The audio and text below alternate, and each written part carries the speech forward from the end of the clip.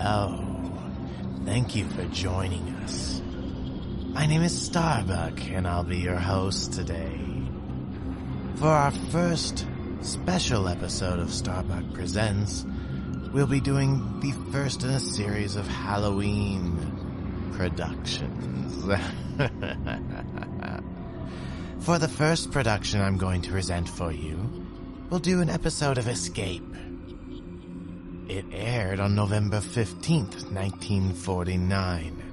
And in this classic horror radio show starring William Conrad, at a sleepy lighthouse off the coast of French Guiana, a derelict boat brings a terrorizing invasion of rats. This script was later adapted into a suspense episode and starred Vincent Price. So sit back, boys and ghouls, and listen to the sounds of suspense.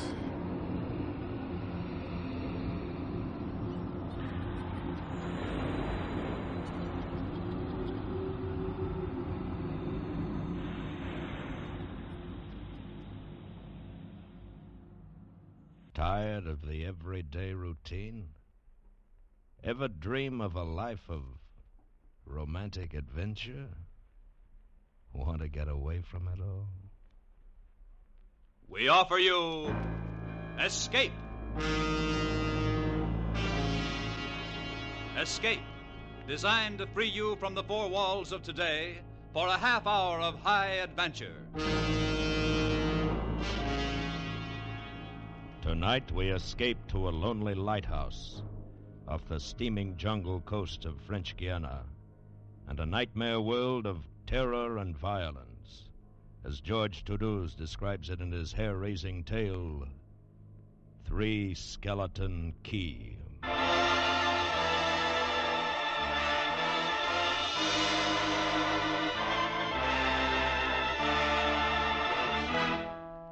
Picture this place. A gray tapering cylinder, welded by iron rods and concrete to the key itself. A bare black rock, 150 feet long, maybe 40 wide. That's at low tide. At high tide, just the light, rising 110 feet straight up out of the ocean. And all about it, the churning water. Gray-green, scum-dappled, warm as soup, and swarming with gigantic bat-like devilfish, great violet schools of Portuguese man-o'-war, and, yes, sharks, the big ones, the 15-footers.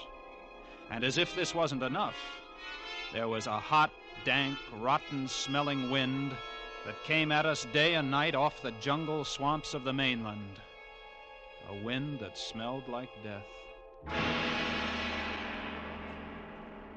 Set in the base of the light was a watertight bronze door, and in you went, and up.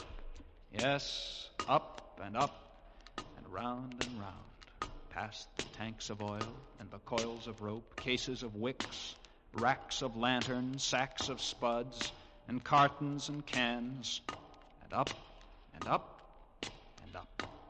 round and round. Over the light storeroom was the food storeroom, and over the food storeroom was the bunk room where the three of us slept, and over the bunk room was the living and cooking room, and over the living and cooking room was the light.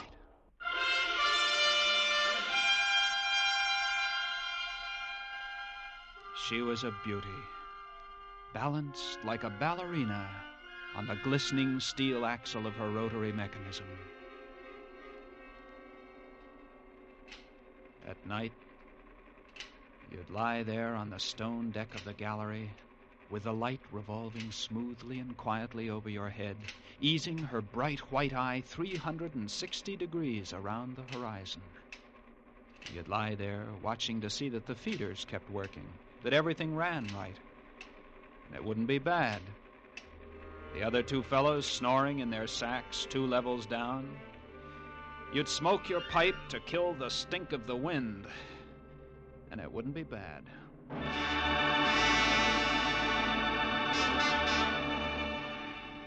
About those other two, Louis and Auguste. What a pair. Louis, he was head man, was a big fellow from the Basque country. Black beard, little hard black eyes, and a pair of arms that, I tell you, those arms were as big around as my legs. Yes, head man he was, and what word he let go was law. A silent fellow, and although I spent my first 2 weeks trying to strike up a real conversation, the most I could ever get out of him was... I took up this profession because I don't like people. They talk too much. It's quiet work, light tending. Let's keep it that way. You're getting to be as bad as August. I thought maybe for once they'd send me somebody That was who would Louis. keep his mouth. And when he accused me of becoming like Auguste, I quieted down, because Auguste was the talkingest man I've ever met. The talkingest and the ugliest. He was hunchbacked, stood 4 feet high, had red hair and big blue eyes. It seems he'd been an actor in Paris. Over 200 different productions, dear boy, at the Grand Guignol. Oh, but it was monstrous, horrible. The way we used to scare the audience, I was hated. Yes, they used to throw things and hiss and bare their teeth at me. Finally, it got too bad. I couldn't stand it any longer. I gave up the theater. My nerves, you understand, yes, gave it up completely. I really did. I couldn't stand it. It all started one morning at 2:30. I was on watch, lying on the cool stone deck, pulling on my pipe, staring out at the blackness, the phosphorescent combers and the big yellow stars, when, out of the corner of my eye, I noticed something show up for a second, something the light had touched, far off.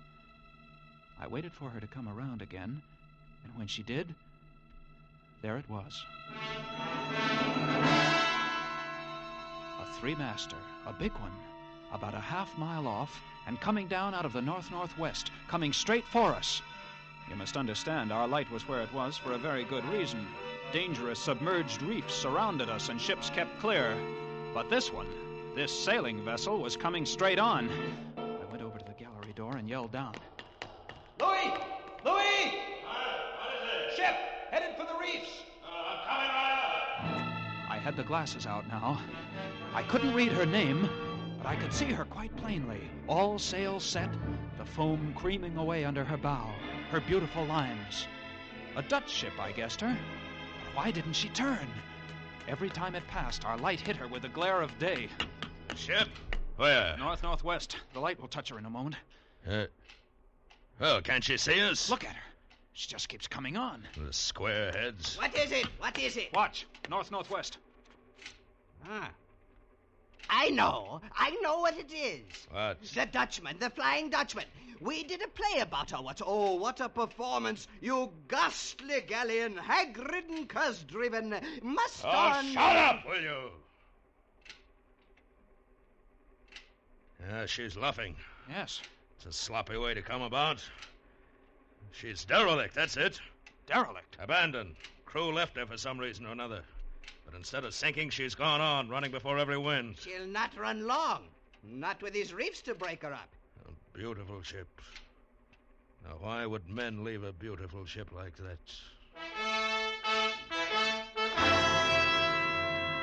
She didn't ram us, although we all expected it. But as we waited for the crash, she luffed again, caught some odd gust, and went about. We watched her the rest of those black hours, heeling and rocking, pushed and pulled by every stray wind, every freak current. Watched her until the dawn came, till the sea turned from black to pearly gray. And on she came again, heading for us. We all had our glasses trained on her now. August, you can kill the light. Right, Chief. She doesn't look so good by daylight. Think she'll ground this time? I say, do you think she'll ground this time? This is impossible. Absolutely impossible. What? Here, take my glasses. They're better than yours. All right. What is it, I had to focus. And then my breath froze in my throat. The decks were swarming with a dark brown carpet that looked like a gigantic fungus, but undulating. And on the masts and yards, the guys and all, were hundreds, no thousands, no I don't know, an inestimable number of tremendous rats.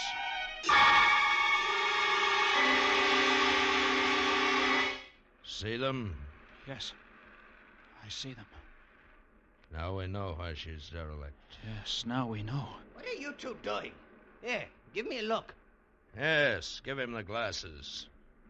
Take a good look, chatterbox. Give you something to talk about. She's still heading for us. Yes. If she's going to turn, she'd better turn soon. Suppose she doesn't. You mean suppose she piles up on the quay? It's low tide. Yes, it is. Well, where's all the conversation, August? Huh? Here, you want the glasses again? You want another look? No. She's still coming on. Go away! Go away! Turn, will you? Turn, I say! I pray you turn.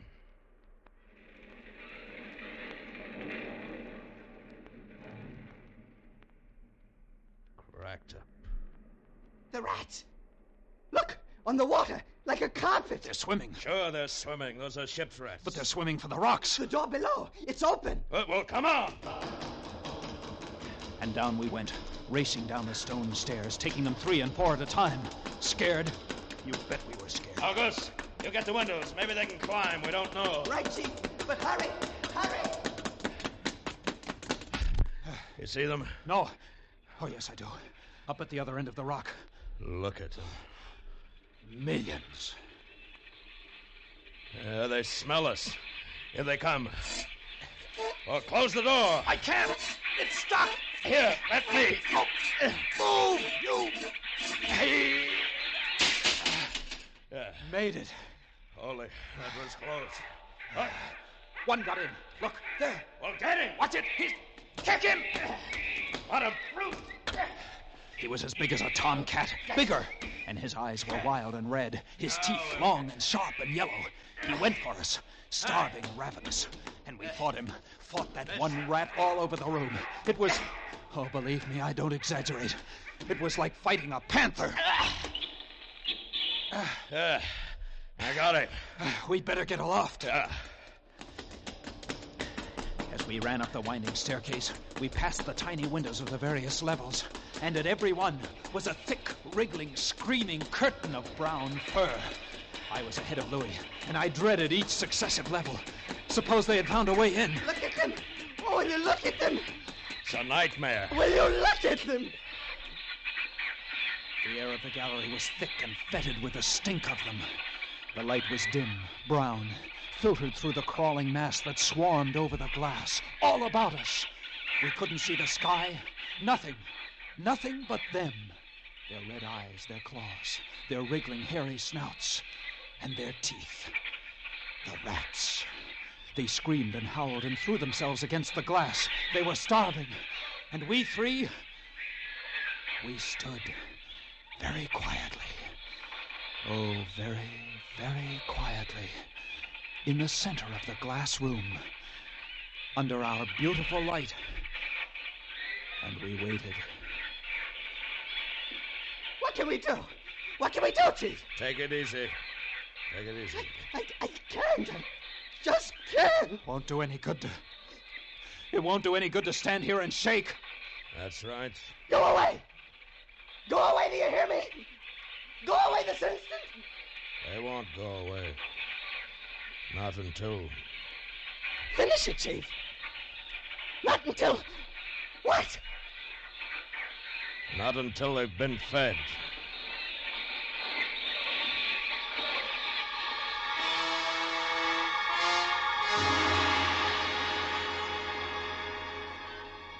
You can take just so much horror, and then you get used to it. And they were interesting to watch, you know. They couldn't understand the glass. They could see us, and they could rush at us, but that thin, invisible barrier held them off, stopped them. From time to time, we caught a glimpse of the rocks below. More rats down there, swarming brown velvet in the bright tropical sunlight. And then the tide began to rise.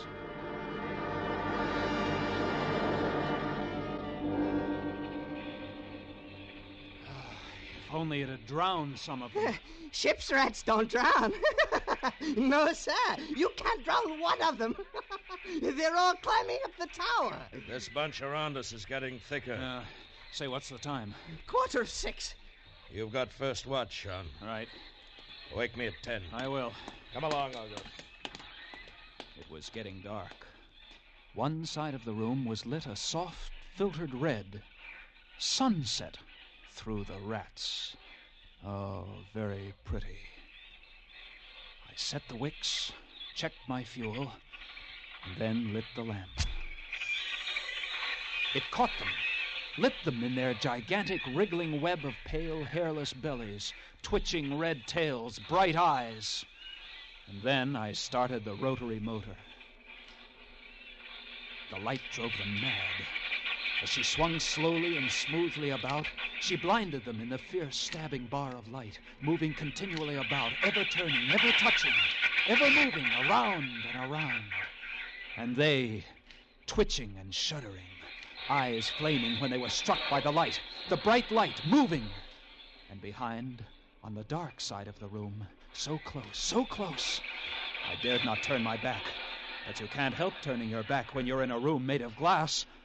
On the dark side of the room, you couldn't see them, but only their eyes. Thousands of points of blank red light, blinking and twinkling like the stars of hell.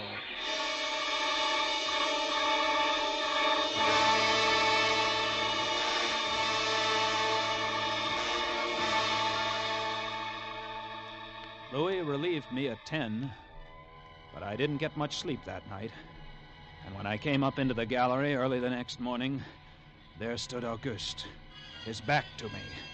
He was bowing to the rats, waving his arms and making a speech. Dear audience, I am going to play once again that magnificent role which made me the toast of the Paris theater. Prelotti, the evil genius of the medieval underworld. I am he who did guide the dark soul of Marechal into the nether I stood paths. staring at him, horror-struck, but he didn't notice me. The man had gone mad. He kept turning, telling his stories to all the rats, leaving no one out. Auguste! Auguste! Another one, a late comer.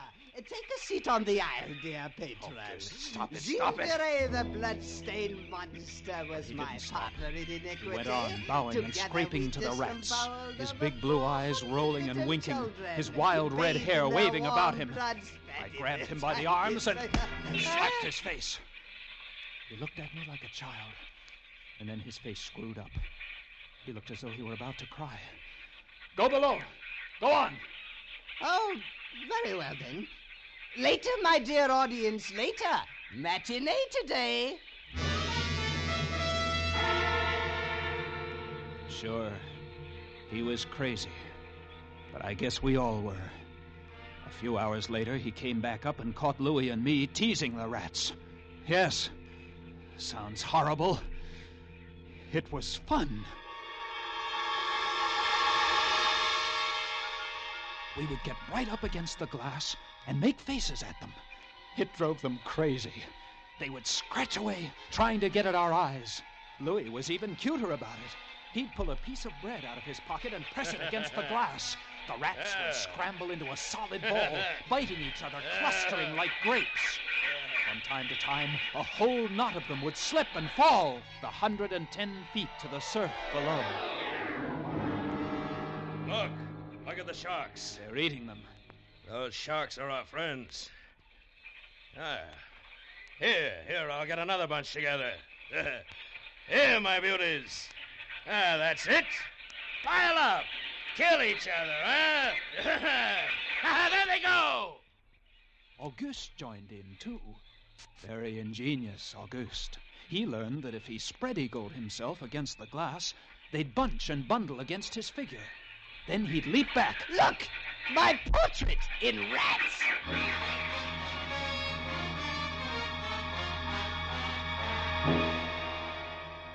It went on all day, and then I was lying in bed. It was about midnight. I was very tired, and I was just beginning to fall off to sleep when I became conscious of a new sound. I couldn't figure it at first. I got up, lit the lamp, and went to the window. Even as I looked out, I saw one of the panes begin to sag in. They had eaten the wood away. Louis, come quick! What? What is it? They found a way in! I held the glass with my hand. Now they were all going crazy, and assured of the success of this maneuver, were all nibbling away at the wood. Louis ran below and then returned with a large sheet of tin. We spread it against the window and hammered it into place. Even as we did so, we felt the heavy bodies thudding against the other side as the window gave way. There! That ought to hold. If it doesn't, we're done for. Rats can't eat tin. No, they can't. But what was that? I don't know. Came from below. The storeroom window.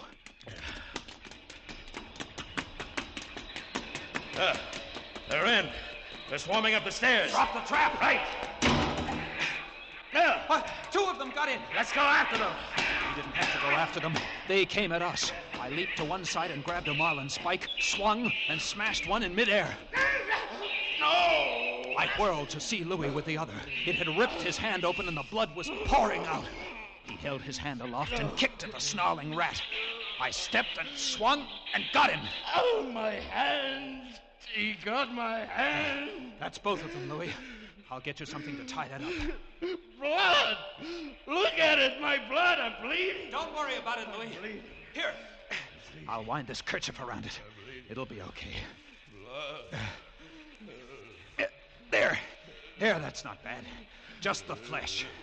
And then I became conscious of a new sound. They were gnawing their way through the wooden trapdoor. I watched the wood, fascinated. And even as I did, it began to give way. And a bristling, whiskery nose showed through. Louis, we've got to go up!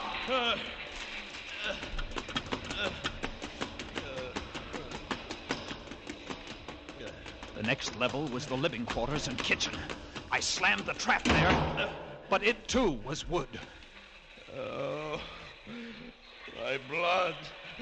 What are we going to do? I don't know. They'll be through this one in a minute. The gallery. The trap door in the gallery is metal. Good. Come on! We made it.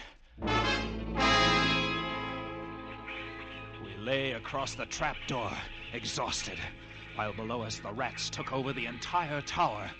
I could hear them howling and fighting over our food supply, our water, our leather. And all about us, the others screamed and glared in at us, swayed in a tangled mass, hypnotized by the ever-turning light. By morning, the air in the little room was horrible.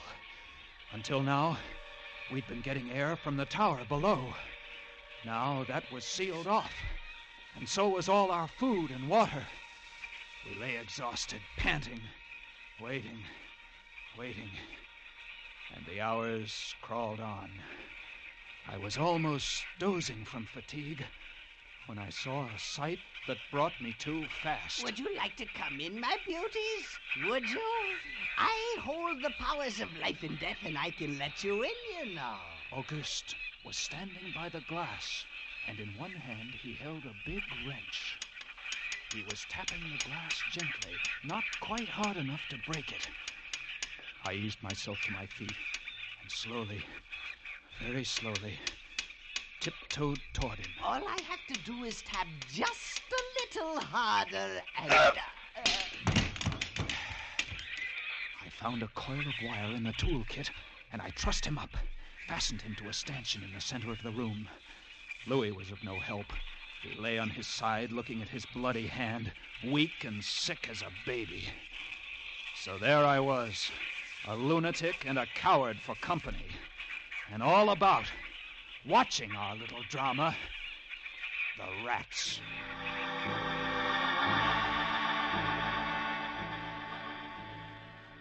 The day dragged by.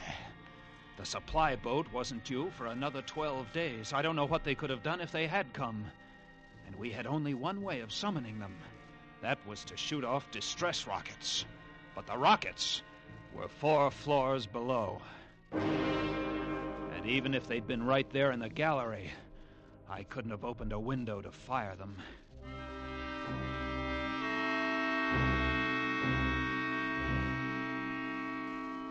That night, I tended the light, but its flame was devouring our oxygen. The following day, we lay thirst-tormented, starving, waiting. And the following night, I again tended the light. But the small supply of spare wicking we kept in the gallery had become exhausted. And quite suddenly, at about midnight, the light went out. There was nothing I could do. Wicks were stored 3 levels below. Nothing I could do. Nothing. From time to time, I'd strike a match to see the clock. And when I did, it lit up the million red eyes about us. All about. Watching. Waiting. Below, it had grown quiet. They'd cleaned us out, and now they, too, were waiting. All waiting. And then, the rats, quite suddenly, were silent. And then I heard it.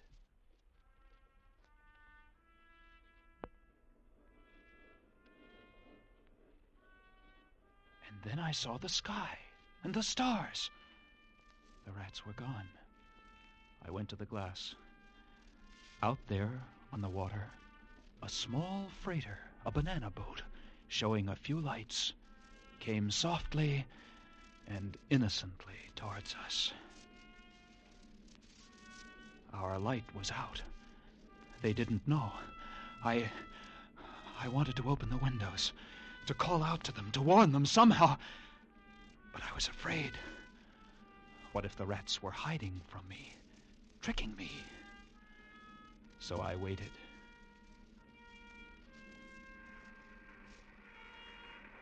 She grounded very softly on a reef not 200 yards from the quay. Grounded so gently that the man playing the cornet, was he a passenger, crewman, off watch, didn't even stop playing. They tried washing her back off. I could have told them to save their fuel. The tide was rising, would have floated her free. And I waited.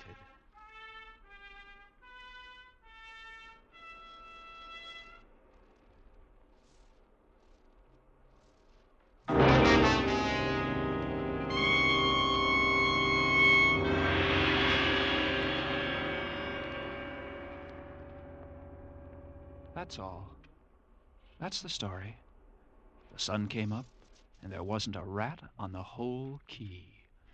Every last one of that terrible army had left us, gone back to sea on their new ship. Auguste, insane asylum. He never recovered. And Louis, they took him into Cayenne, where he died of blood poisoning from his bite. Yes, that's the whole of it. And if you'll excuse me now, I must go set my traps. No, mouse traps. No rats in this lighthouse. I should say not. Life in the lights isn't bad. But sometimes, when I see a strange vessel approaching, I get a little nervous. Sure. Somewhere on the seas, there's a little banana boat without a crew. That is, without a human crew.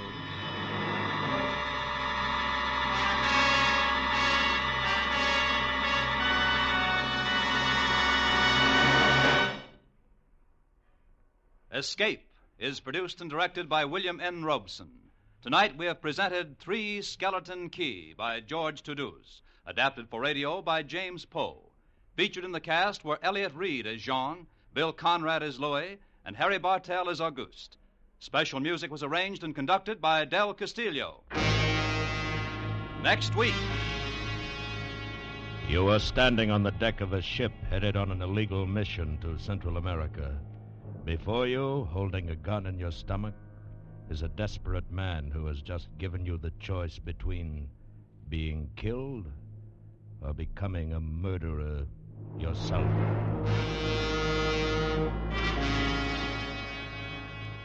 Next week, we escape with John and Gwen Bagney's exciting tale of a murderous trio of gun runners in Central America, Maracas. Goodbye, then, until the same time next week, when once again we offer you Escape.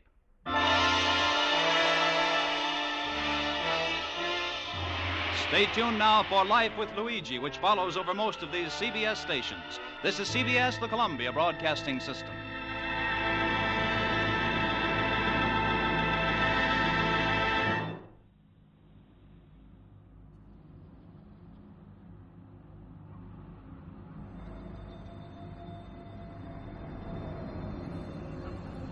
I hope that you really enjoyed our little fun time with the pets.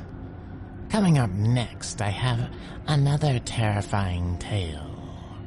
This one is called Inner Sanctum, and the episode, which aired on November 6th, 1945, I think. It's called The Wailing Wall. So, hang back, little kitties, and listen to our terrifying tale.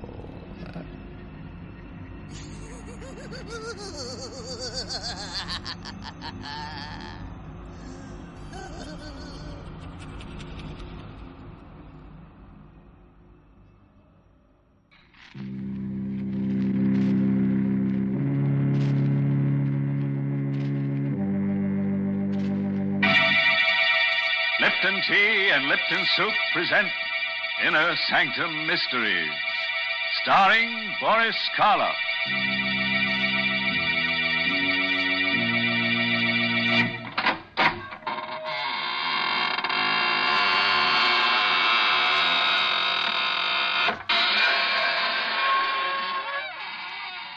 Good evening, friends of the Inner Sanctum.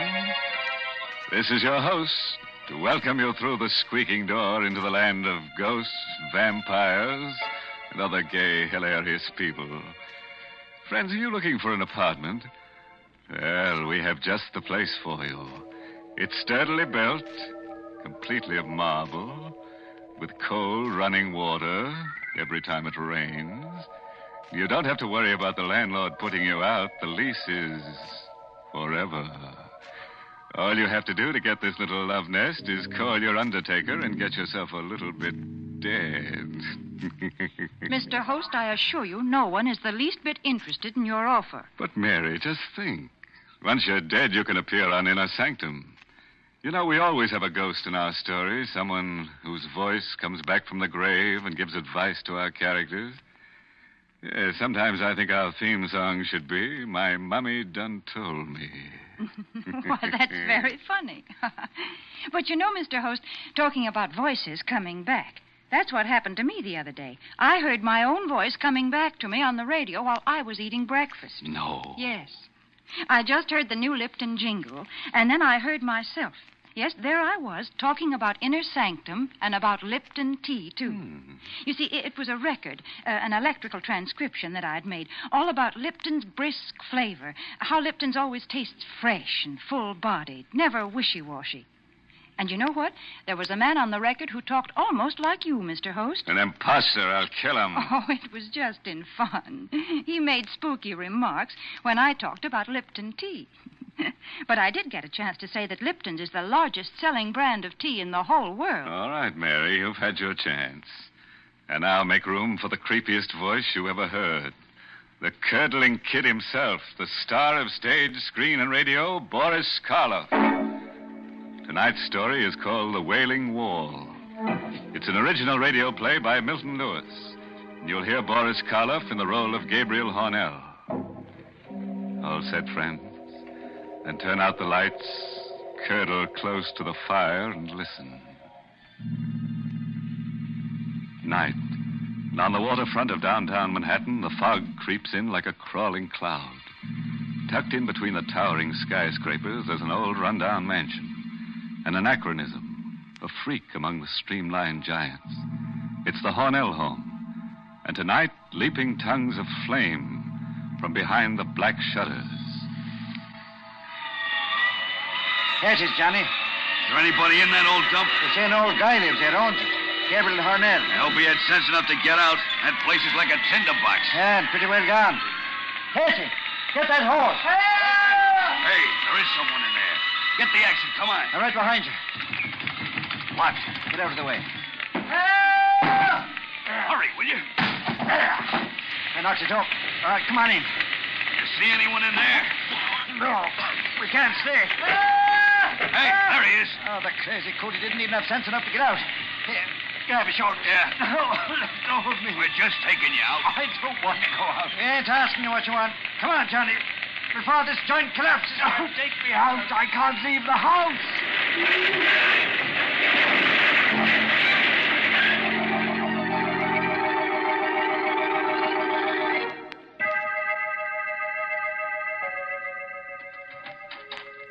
Good evening, Mr. Hornell. I hope you're feeling... Mr. Hornell? Mr. Hornell?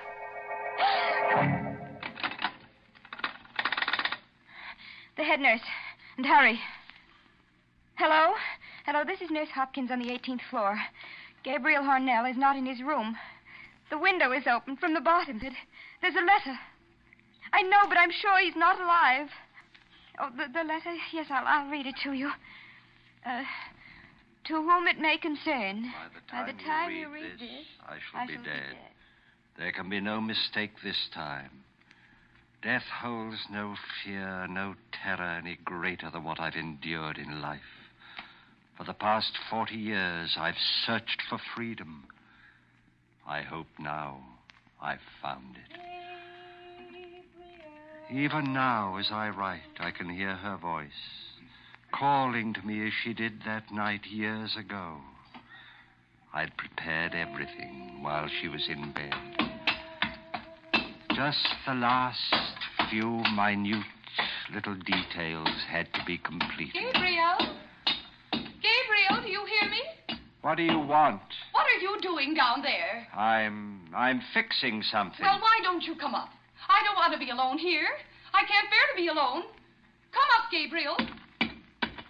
What's the matter with you? Why don't you answer me? Oh, you're just doing it for spite. I know you are. Stop that hammering, Gabriel. You know I can't bear that noise. Now stop it, please. Gabriel, will you stop that noise? Oh. You came down. Well, of course I came down. Did you expect me to lie there while all this racket was going on? Now, you know I'm a sick woman, Gabriel. What are you doing there anyhow? You can see. Well, yes, I can see, but it doesn't make any sense to me. Oh, you've made a huge gaping hole in the wall. Now, what on earth did you want to do a thing like that for? You'll find out soon enough. And what are all those things? Stonemason's tools, cement, plaster. Well, I never dreamed you knew how to use them. Oh, I'm going back to bed. No, Agnes. No? No. Gabriel, that rope in your hands. Yes. I've thought carefully about this rope, Agnes. It's the most merciful way. It leaves a little trace, since there's no blood. Gabriel. You won't make it difficult, will you, Agnes? Murder? It's the only way. No, Gabriel. We couldn't go on like this. Your imaginary illnesses, your constant nagging. I have to be free of them, Agnes. But murder? This is best for both of us. No, Gabriel. Send me away. Do anything you want. You can get a divorce.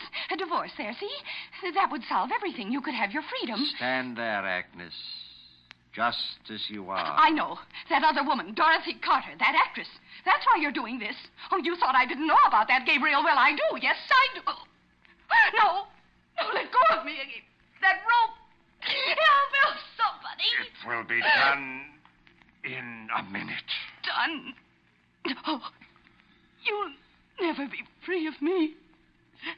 As long as you live.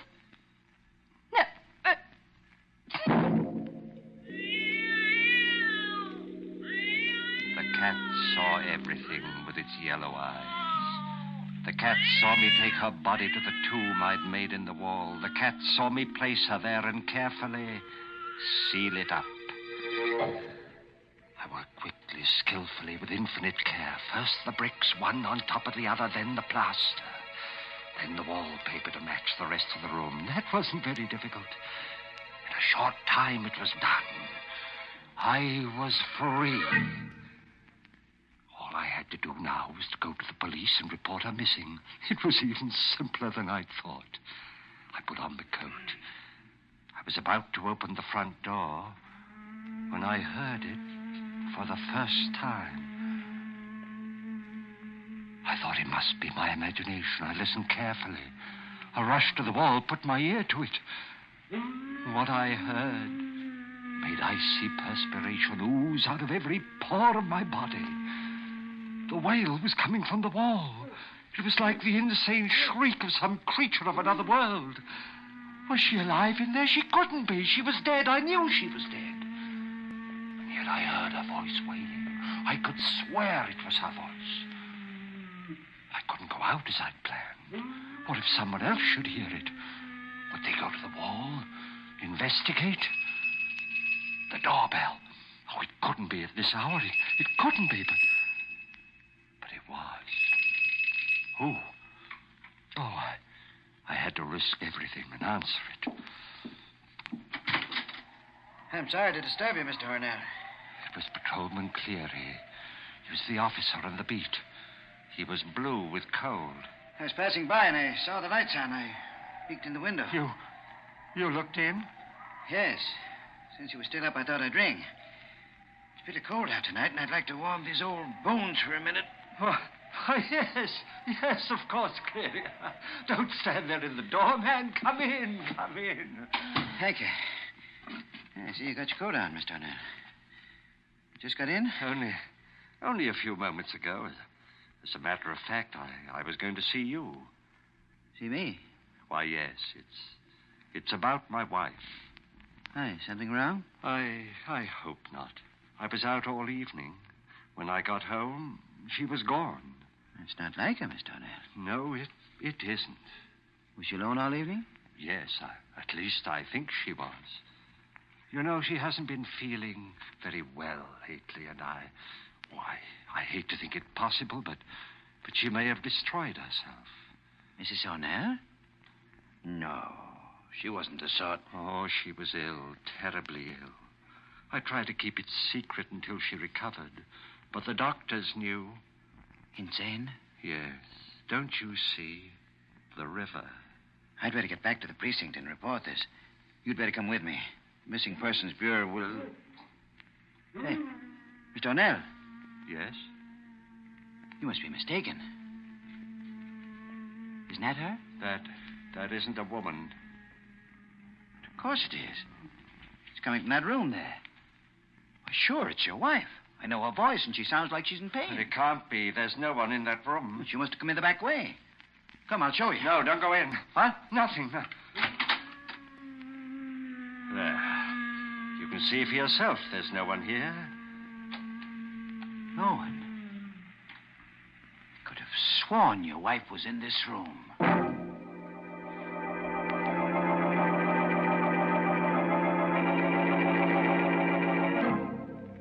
Well, how'd you like to live in a house with wailing walls? Well, one thing you have to admit, things aren't so very dead in the Hornell mansion. Or are they? Well, all I can say is I'm glad I don't have to live in that house with that awful wailing. Why, Mary, there's a wailing, whistling kind of noise in your house, too. The first time I heard it, I was so scared I shivered in my shroud. What? Oh, you're talking about my whistling tea kettle. Oh, goodness, there's nothing scary about that. Now, if you'd only try Lipton tea with its wonderful brisk flavor, that whistle would sound as cheery to you as birds whistling in the morning. Especially on these chilly mornings when a cup of Lipton's just makes you feel like the sun was shining inside of you. And, folks, if you want a sunny disposition, you should try relaxing with a cup of Lipton tea after a hard job like, well, maybe washing out your window curtains. Yes, and what's more, you can help your friends feel right with the world, too, by serving them Lipton tea when they come to visit you. Lipton's always tastes so tangy and heartwarming, never flat or wishy-washy. Yes, that brisk flavor makes all the difference in the world. All right, friends, we've given you a chance to warm your blood, and now we fondly hope to turn it to ice again, with the help of our star, Boris Karloff. Oh, let's hear the second act of Inner Sanctum. We continue with the strange letter left by Gabriel Hornell. Cleary watched in silent fascination as the cat screamed and leaped against the wall. Would he notice the new wallpaper in the dim light? Suddenly, the policeman turned to me. Yes, I guess that noise is only the wind.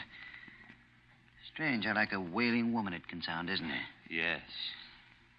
Well, I'll be leaving now. I guess it'll be all right for you to stay here. I'll make a report at headquarters about your wife. It's very good of you, Cleary.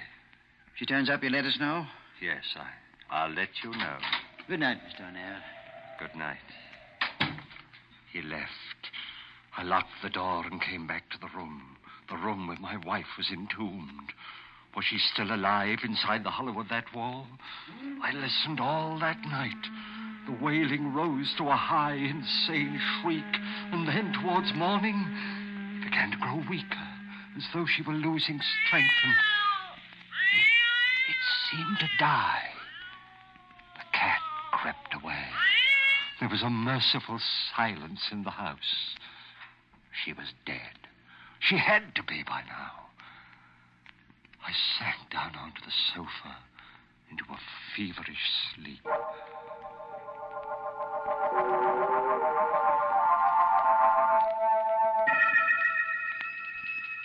Somewhere a bell was tolling, calling the mourners to the grave. Suddenly I sat bolt upright, shaking, trembling. Oh, I'd been dreaming.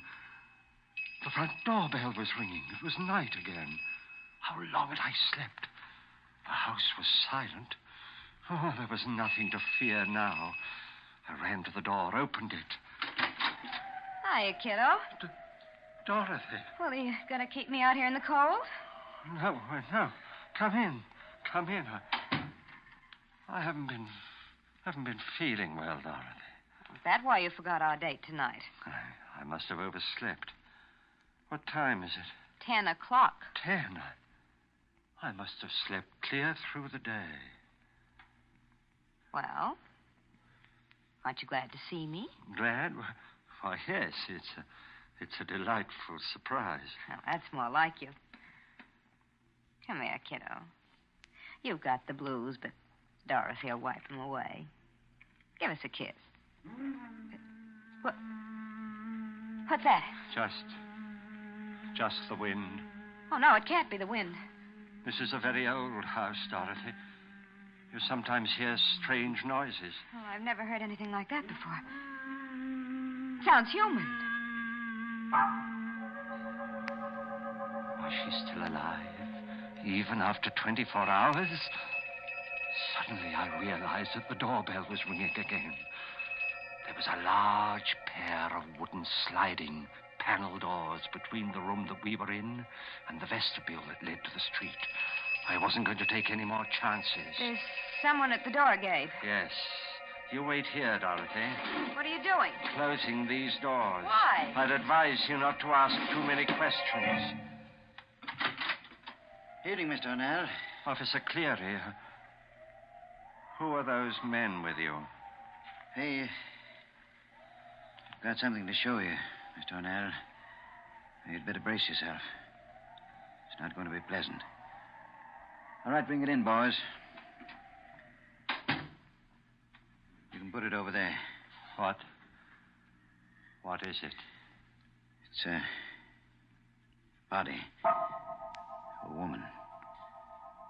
Just fished out of the river right near here. She can't be dead more than 24 hours. My wife? Hard to say. You see, the body got caught in the propeller of a boat. It's not easy to recognize it. Unless it was examined by someone who knew her very well. Like yourself, of course. Let me see it. Take away the burlap. Look, Miss Darnell. I know. It's pretty bad. Is it your wife? Agnes? Yes. Yes, of course. It's her. You're sure now? Yes, I'm sure. Positive. All right, boys. Take it away. You can stay here, Mr. Arnett. I'll take care of everything down at headquarters. Good night. Good night, Cleary. Luck, fate, whatever it is that seemed to control men's lives was playing directly into my hands. They'd never investigate now. The nightmare was over. This time I was really free. Suddenly, the panel door opened. Dorothy was standing there, a curious smile on her lips. I heard everything, kiddo. You did? So you were married. No longer, Dorothy. My wife died. Suicide. So I heard. Now everything will be quite all right, and we can get married in a few weeks. We'll have money, lots of money. She left you plenty, eh? She was very wealthy. What's the matter? Nothing. Nothing. I see what happens to your face when you hear that wail. Did you kill her? What are you talking about? Did you murder her? You heard what he said. She was found in the river. You can fool a dumb copper, but you can't fool Dorothy. That wail. It's queer. Awfully queer. Look at what that cat's doing, will you?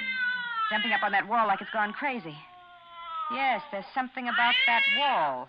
That's what the cat's trying to tell me. Something about the wall. You better stay away from there, Dorothy. I'm going to find out something. Put that bookend down. Not till I'm done with it, kiddo. What are you doing there? I'm going to break through that wall. You crazy fool, stop it. No! Here, give me that thing. You're too late, Gabe. I've broken a hole through, and I'm going to look. Now you've seen. Yes. Is it the hand? The hand of a woman. It's her. Your wife. Yes, Dorothy. You murdered her. Yes. Well, ain't you the kid? What are you going to do about it? What do you think? I want money. Lots of... That rope. Yes. This rope. It leaves no telltale traces. Oh, no, kid. Didn't you get it? It was all a joke. No, don't come any closer. Don't scream, Dorothy. It won't do you any good. Gabe, listen to me. I don't want a cent, not one penny.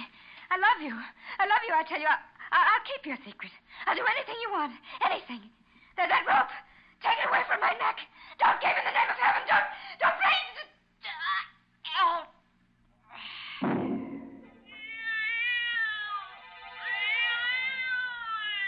She was dead. I took her body, put it in an old trunk in the storeroom of the cellar. I had to think of some plan, some way to get rid of those bodies. In my confusion, there was only one thing that I was certain of.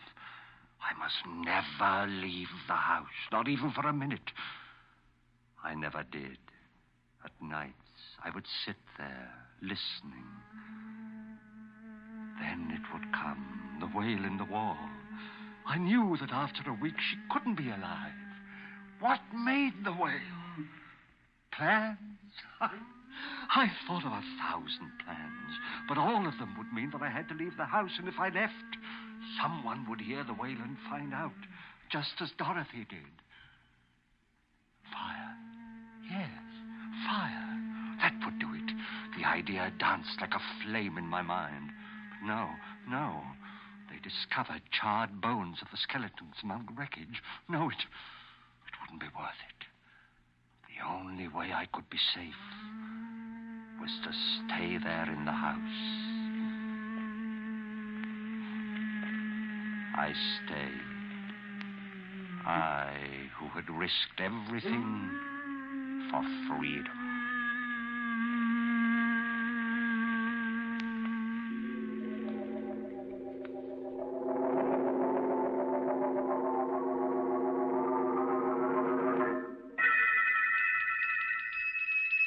One day, the doorbell tinkled.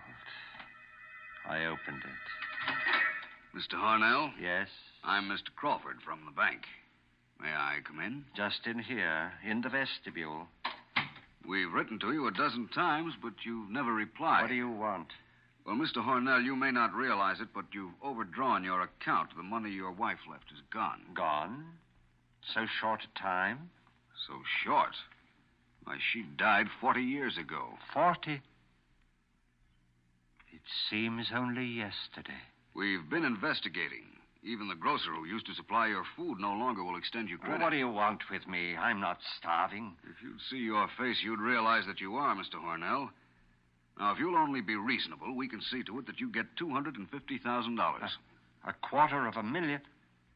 How? By selling this house. It's become very valuable. No. You get out of here. Get out. But, Mr. Harnell... Get out! Very well. He was right. I was starving.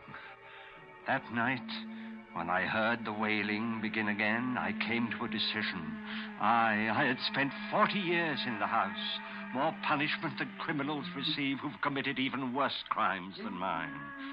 I'd take a chance. I opened the wall I'd sealed up 40 years ago. She was still there, but the wailing continued. Why? I looked into the tomb I made for her, and then I saw it. I saw this thing that had ruined my life. It was a tiny hole in the outside wall that I'd made when I first broke it open. The wind rushed through and made that horrible wail. What was the use? I took a match out of my pocket. I set its flame to the curtains. In a moment, the place would be an inferno. But I decided to stay. I wanted to perish with the house. In death, at least I'd be free.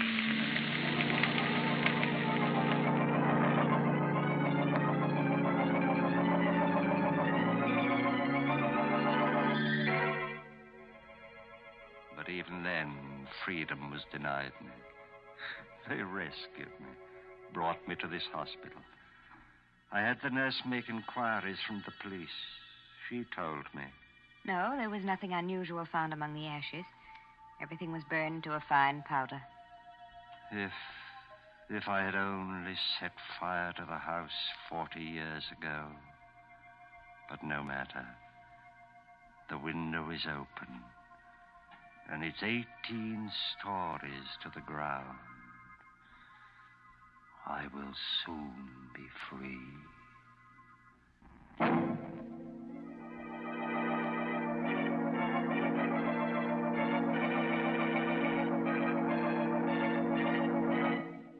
Meow.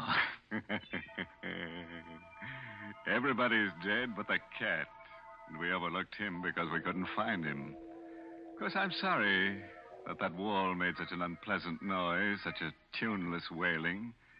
We tried to teach it to whistle the new Lipton tea jingle, but we didn't have time, eh, Mary? Now, you just stop teasing me, because I'm not going to talk about the Lipton jingle, no. No, and I'm not going to talk about Lipton tea either. Instead, the Lipton people want me to remind you folks about something important. I mean the Victory Loan Drive. You know, friends, we've been buying bonds for many years now.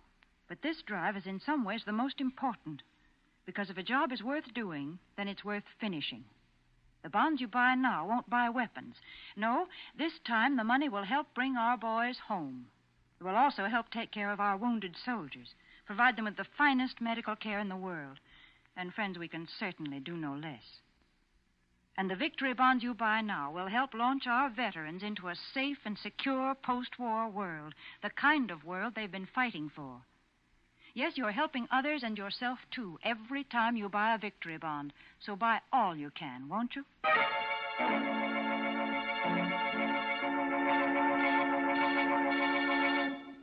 All right, friends. Until we meet at some haunted house, here's a parting thought.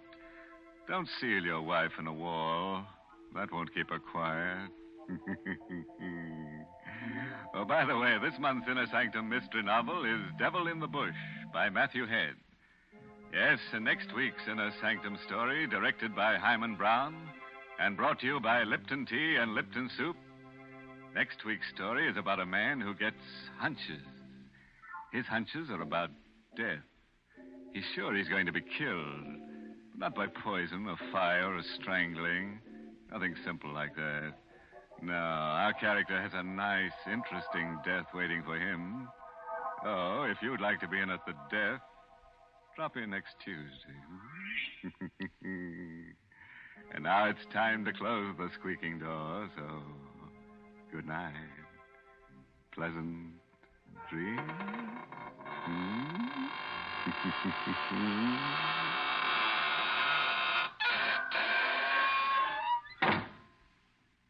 Folks, the colder it gets, the more we all enjoy a good hot plate of soup. And for soup with a fresh, home-cooked taste, you can't beat Lipton's noodle soup. Yes, Lipton's is blessed with a real chickeny flavor, and it's just swimming with tender golden egg noodles. But listen, Lipton noodle soup takes almost no time at all to prepare, and Lipton's is economical, too. Costs less and makes lots more than canned soups. So don't forget to try Lipton's noodle soup, and don't forget to tune in next Tuesday night for another Inner Sanctum Mystery.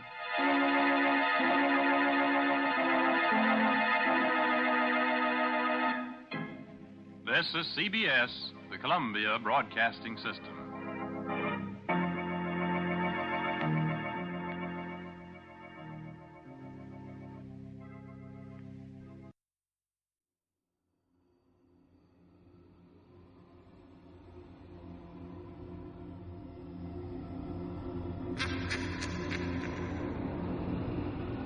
The cat saw everything with its yellow eyes. In that classic horror episode, sponsored by Lipton Tea, Boris Karloff played a man haunted for 40 years by moans of his strangled wife. I had him do my decorating.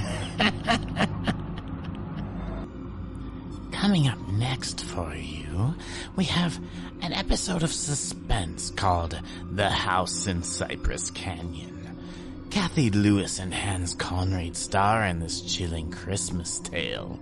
A foreman of an unfinished house on Cypress Canyon finds a shoebox with a manuscript telling a terrifying tale of werewolves.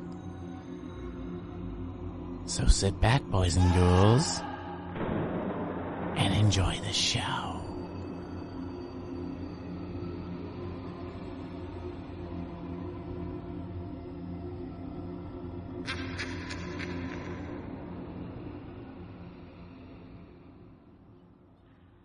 And now, Roma Wines, R-O-M-A, Roma Wines present Suspense.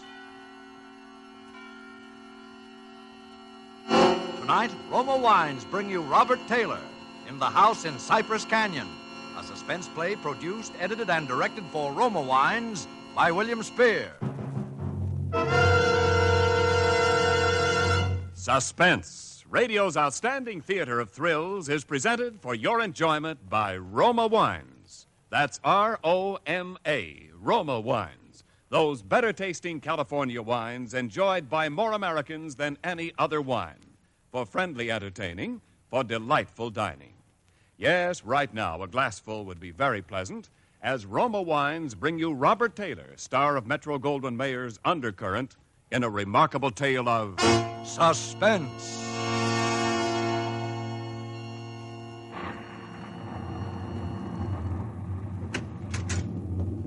Merry Christmas, Jerry. How's the real estate business?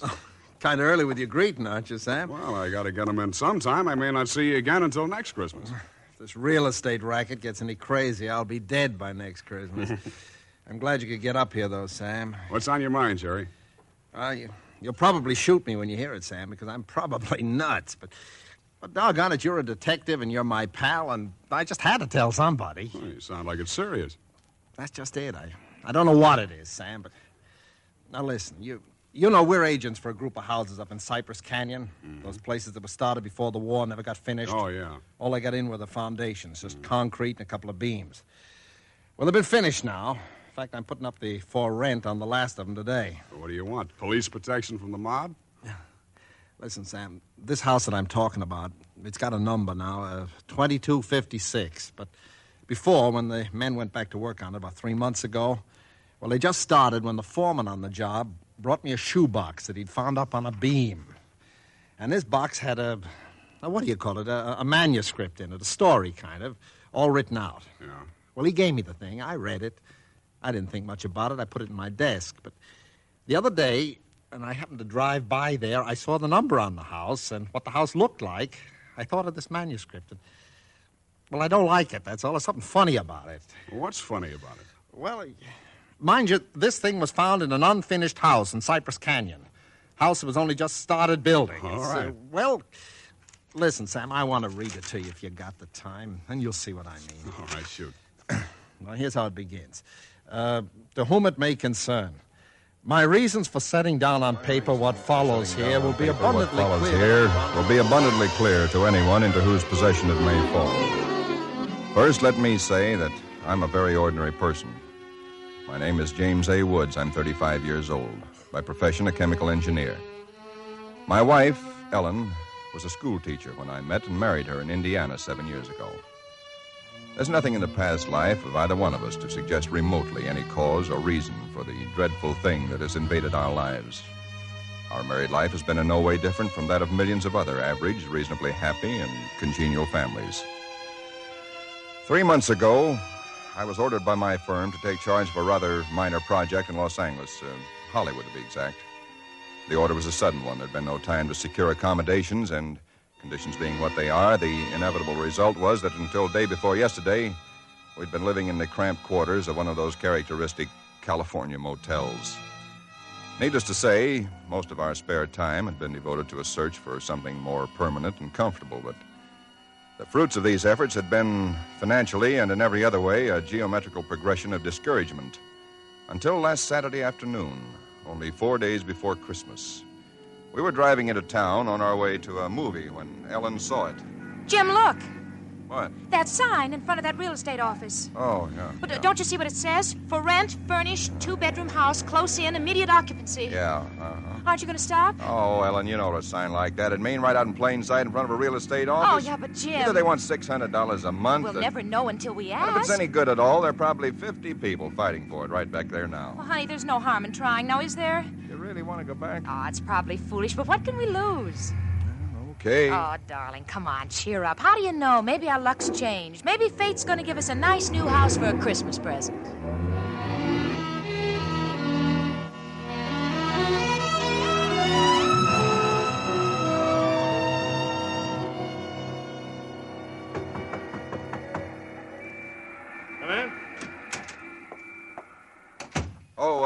We're sorry to bother you, but we just happened to see that for rent sign outside. Oh, yeah, I hung it outside just this minute. Is the house available? Why, sure it is. Let me introduce myself. My name is James A. Woods, and this is my wife, Ellen. How to do? Wow. Looks like it's fixing to rain. Yes, so it does, doesn't it?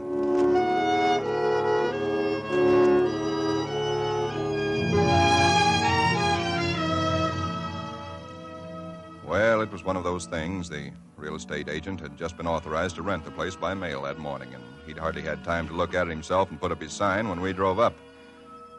It was just an ordinary little California house about halfway up Cypress Canyon, number 2256. Just an ordinary, undistinguished little house. The agent didn't know much about it. Construction on it had been stopped by the war, and it had just been completed and furnished lately. Been vacant while somebody's estate was being settled, and now it was owned by a bank in Sacramento. Of course, we didn't Got care this about key all in the that. mail along with the authorization to rent. Only one there is. Of course, you can have duplicates made. Yeah, seems to stick a little. No, there it is. Doesn't sound as though that door had ever been opened. Well, a little oil on the hinges will fix that all right. Oh, sure. Now here's your living room.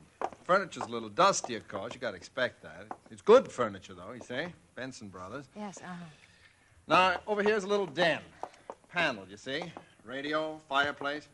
Really a very attractive little room, particularly for a man. Uh-huh, yep. Now, the bedroom's off the living room here. Everything's all on one floor, you understand? Uh-huh. It's quite nice, I think. Yes. Uh-huh. You can see you get the morning sun here. There's a view of the canyon through these front windows. You got cross ventilation. That's about all there was to it. It wasn't the best place in the world. It was small and badly built, but what would you have done? We took it with as little inspection as that. It was the Saturday before Christmas. And the very same evening, we were struggling up the steps from the road with suitcases and boxes and armloads of clothes and all the endless bric-a-brac that people collect and never know they have until they move.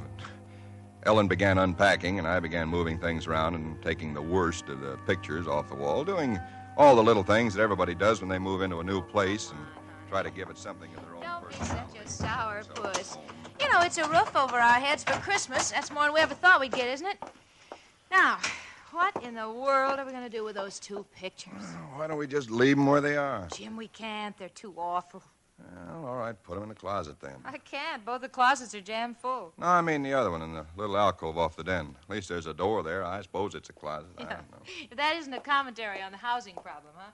A woman moving into a house without even knowing where all the closets are. Take the pictures down, will you, honey? Bring them in here. Okay. Guess you'll have to help me with this door. I can't get it open. Let me see it. Well, of course you can't, silly. It's locked. Where are those keys we found on the desk? Here they are. No, not this one. Sure, this one won't work.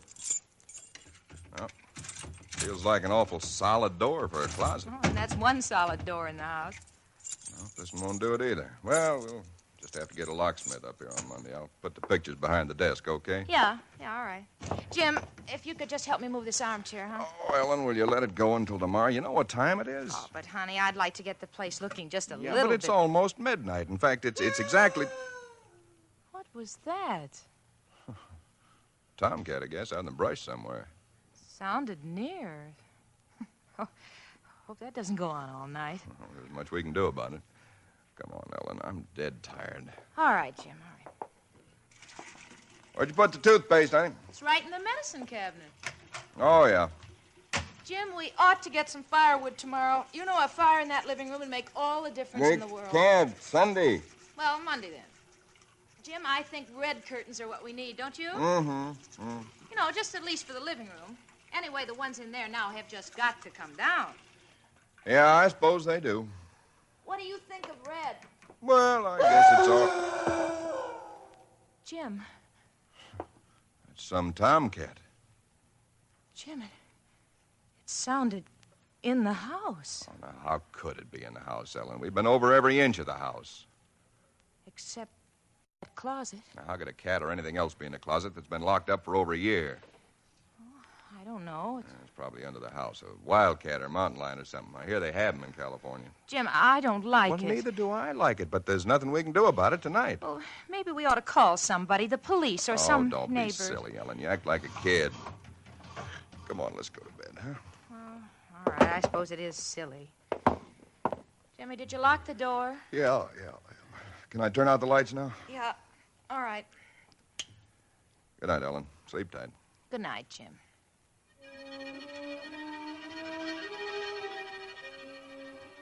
I don't know what time it was, perhaps an hour, perhaps only a half hour later.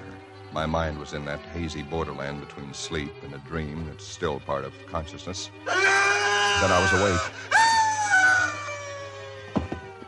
Ellen, are you all right? Yes. Did you have a nightmare or something? No. I heard it, too. Well, that didn't sound like any cat. Put on the light. Yeah. It seemed to be out there, Jim, in the house somewhere. I'm going to look into this. Jim, you be careful. Come on. Where's my shotgun? In the den, I think. Jim. What? There's something wet. What? Wet?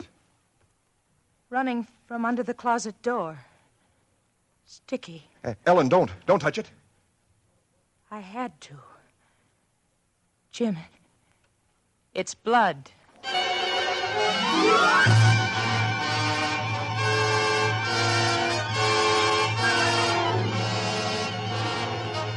For suspense, Roma Wines are bringing you Robert Taylor in The House in Cypress Canyon, Roma Wine's presentation tonight in radio's outstanding theater of thrills, Suspense.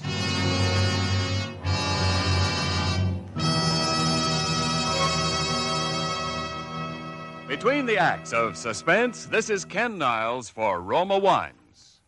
These days before Christmas are busy ones indeed, yet smart hostesses everywhere find time for shopping and distinguished home entertaining later. The secret? Magnificent Grand Estate wines. Presented by Roma, America's greatest vintner, Grand Estate wines add distinction to your hospitality on a moment's notice.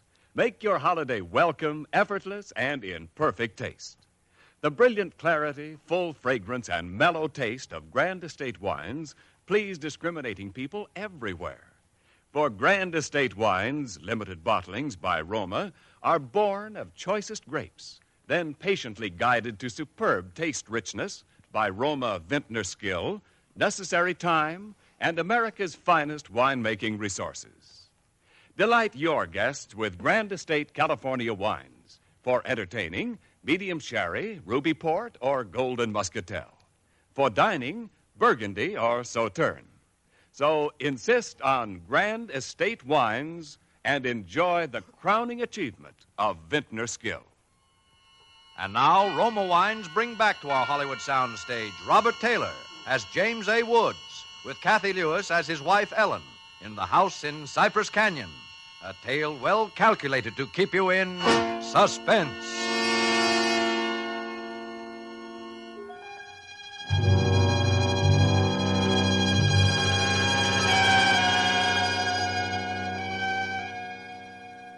It cannot be too difficult to understand from the foregoing why I've taken the pains to set down in writing the events related here. To find in one's newly rented house a closet which cannot be opened is in itself certainly no great cause for alarm.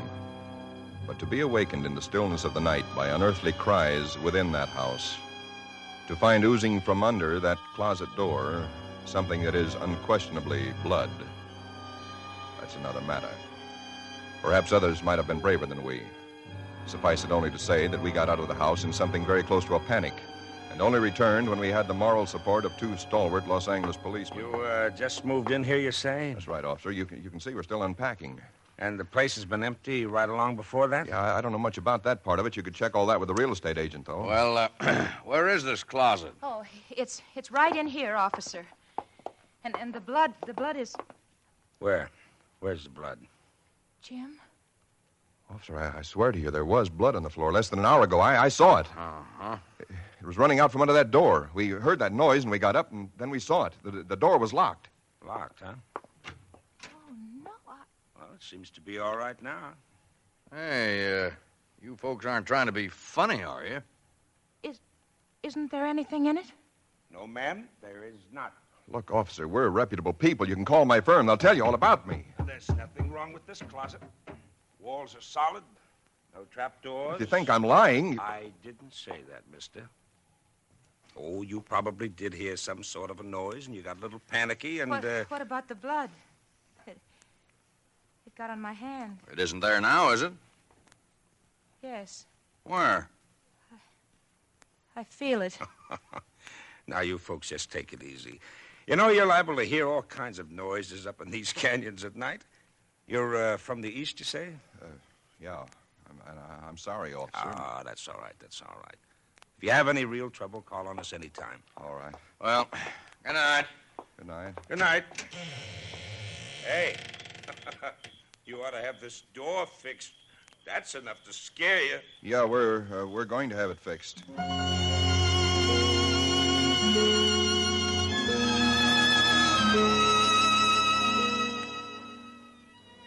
We didn't say much about it after that. There wasn't much that could be said.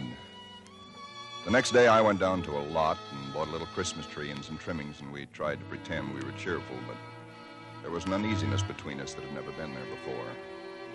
Ellen seemed tired and listless. Several times during the day, I noticed her washing her hands with a brush, scrubbing the one that had touched the blood. That night, we each took a sleeping pill and went to bed.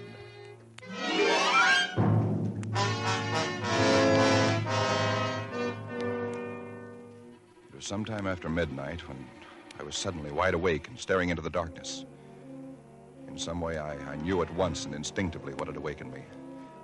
Ellen was not in her bed nor in the room. The nameless thing I feared gripped at my heart until I could scarcely breathe. I opened the bedroom door and started through the house, putting on every light that I could find. There was not much to search, but I searched thoroughly. The living room, the kitchen, bathroom, den, even the garage. And all the time, the dread of looking where I knew at last I must look. For I think I knew from the very first time where I'd find her. It must have been a full minute that I stood before that closet door. Then I opened it.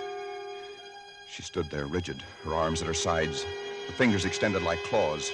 Her hair was over her face, her eyes stared out of it. Her lips were drawn back in a grin like an animal at bay. For a moment, I was frozen with the horror of it. I stretched out my hand. Very deliberately, she turned her head and sunk her teeth until they met into the flesh of my forearm. I'd raised my hand to strike at her, but already she'd relaxed her hold and gone utterly limp. She would have fallen unless I'd caught her. I carried her into the bedroom and laid her on the bed. Strangely, at that moment, my only thought was how I might revive her. Until I saw that it was not a faint, but a sleep that she'd fallen into. Sleep as deep and heavy as though she'd been drugged. And so I left her. But for me, that night, there was no sleep.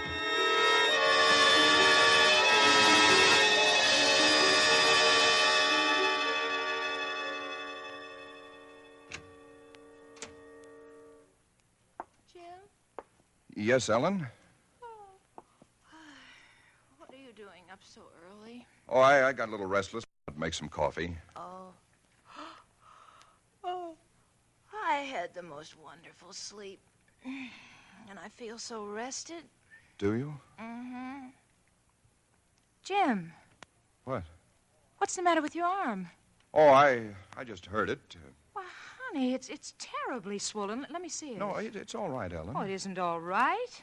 You've got to see Dr. Wesley right away. Sure, I will. No, I now will. you promised me, Jim, that you'll go the first thing this morning. How'd it happen? Why, there was a dog. A dog?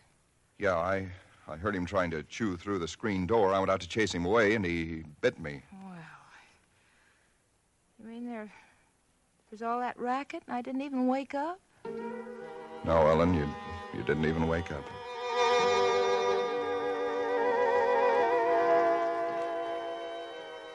It was clear to me that Ellen knew nothing of what had transpired the night before. I went to my office that morning and made a pretense of going over routine business, if only to restore my mind to some semblance of calm by the sight and sound of common, familiar things. Pain in my arm had become a persistent, dull throbbing. I made a late appointment with Dr. Wesley. He treated my arm with something of an arched eyebrow, and he said, "Well, I've never seen anything quite like it before.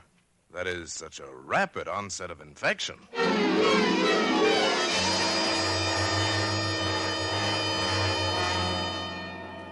It was dark when I left his office. I hadn't realized it was so late.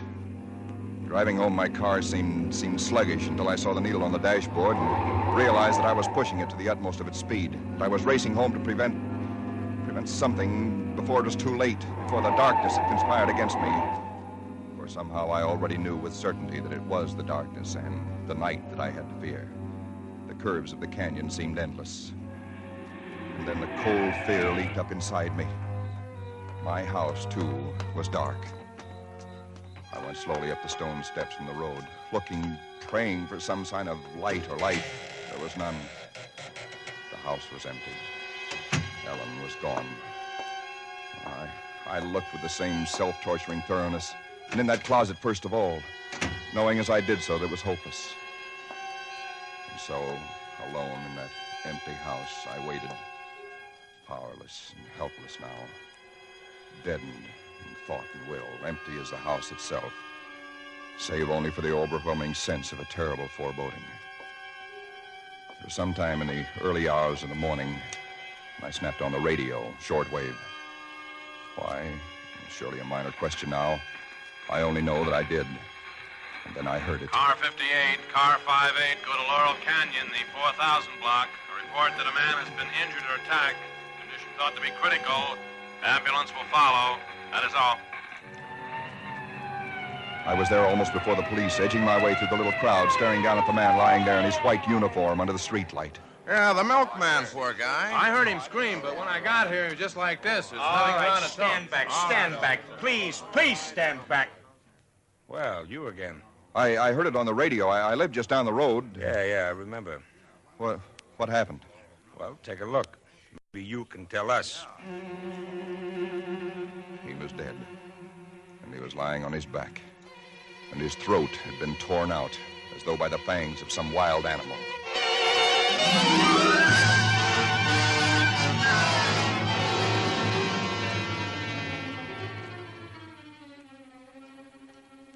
It is now Christmas Eve, or rather Christmas morning, for it's a little after midnight. I've been waiting here in the stillness of this empty house for nearly 24 hours, waiting for the end. Already once tonight, I've heard that dreadful wailing cry somewhere in the hills. I've nailed up the closet door, but that I know is childish and useless.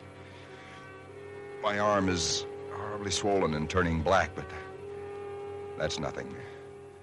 It's another end that I foresee, as surely as other men foresee the rising of the sun.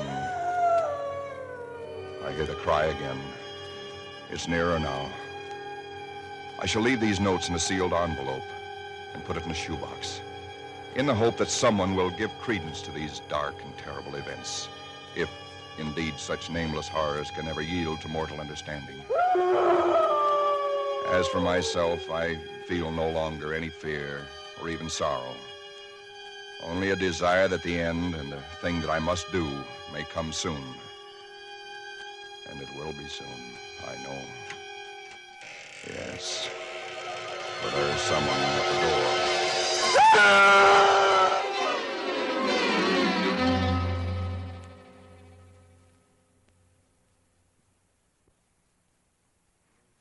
Someone at the door. Oh, what do you make of it, Sam? It's quite a yarn. But what of it? That's what I thought. Now, listen, that's not quite all of it. Clip to it's a newspaper clipping. Listen. Hollywood, December the 26th. Police reported what was apparently a case of murder and suicide in Cypress Canyon sometime in the early hours of the morning. The victims were James A. Woods, a chemical engineer, and his wife, Ellen.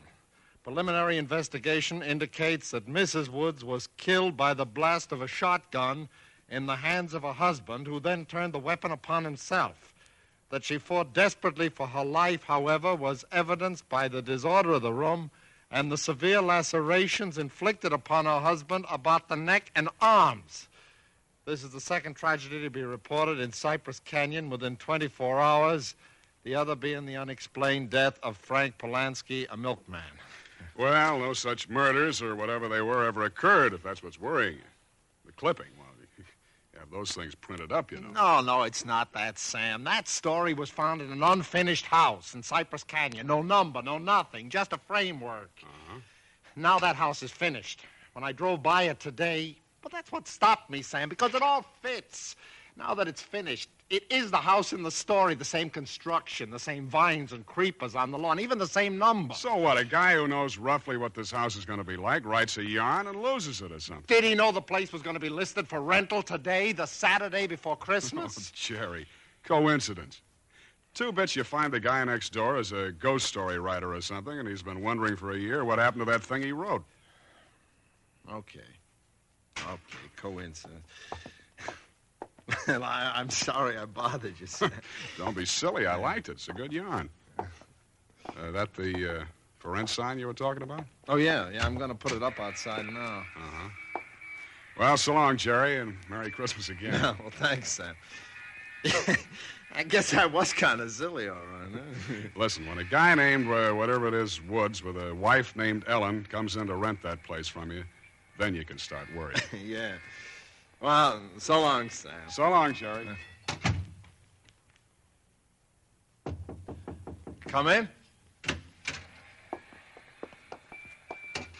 Oh, we're sorry to bother you, but we just happened to see that for rent sign outside. Yeah, I hung it out just this minute. Is Is the house available? Oh, sure it is. Let me introduce myself. My name is James A. Woods, and this is my wife, Ellen. How do? Wow. Looks like it's fixing to... Yes, it does, doesn't it?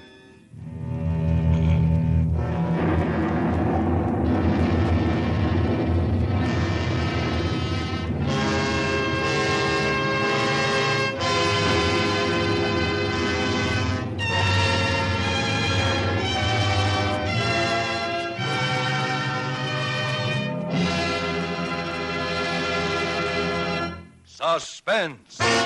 Presented by Roma Wines, R-O-M-A, Roma Wines, selected for your pleasure from the world's greatest reserves of fine wines.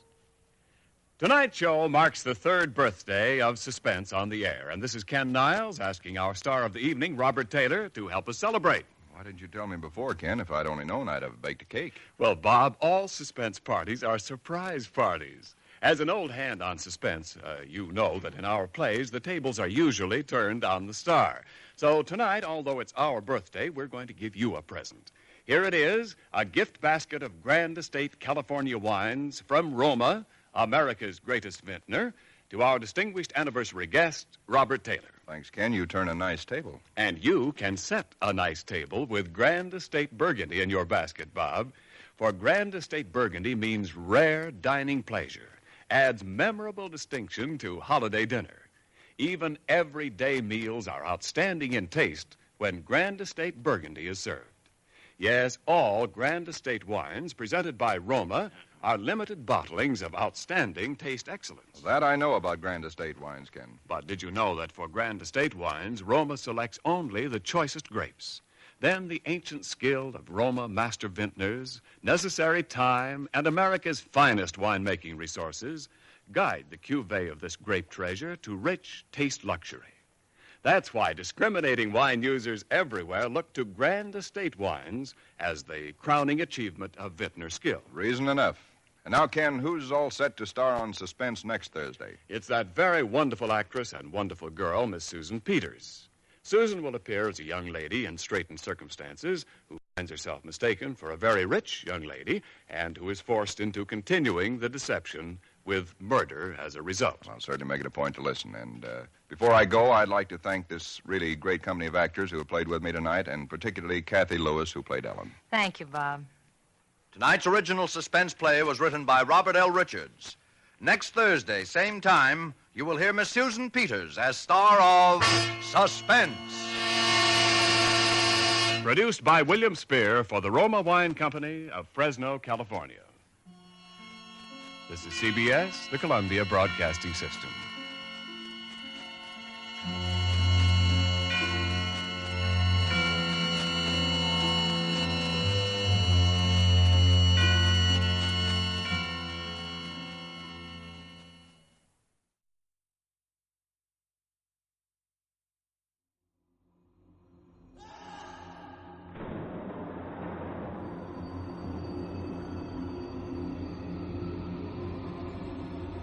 Well, kiddies, between wailing walls and bleeding closets, it sounds like my kind of home. Thank you so much for listening to Antiquity Radio's Starbuck Presents Halloween Special. Look for future episodes in the following weeks.